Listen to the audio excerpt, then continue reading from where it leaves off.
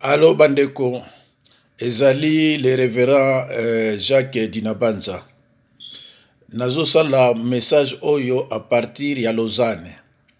Pona ko informer bino lokuta oyo tozoyoka na gouvernement na bino. Mama Judith, o balobi na bino ba nommé premier ministre. Je tiens à vous informer qu'elle n'est pas mon Congo. Elle n'est pas mon Congo. Tata naye Moluba. Maman naye Mundele. Azali métis. Voilà. Donc, beaucoup sabatouté, beaucoup pakula batu ba BRT. Chilombo c'est un tribaliste. A koki jamais qu'on nomme mon Congo na premier ministre. Sinon, il peut permettre bango te ko yiba. Alors, pour pas continuer ko yiba, a préféré à nommer Moluba.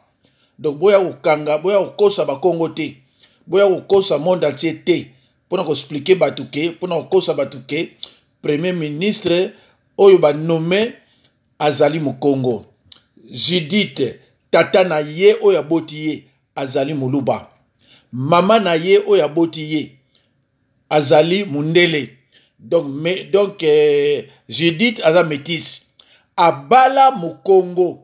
Mobali na ye mutaza Mukongo. Mais ye aza Muluba. Donc, elle a aucune goutte de sang Mukongo. Et ça n'a pas été. Donc, yo mutozo ozo ka vidéo oyo. Na ko senga na yo o partager o tinda partout. Pour na batu ba yebake Judith aza Mukongo te. Donc, eza pasteur Jacques Dinabanza mutaza ko confirmer binango à partir à Lausanne. Merci.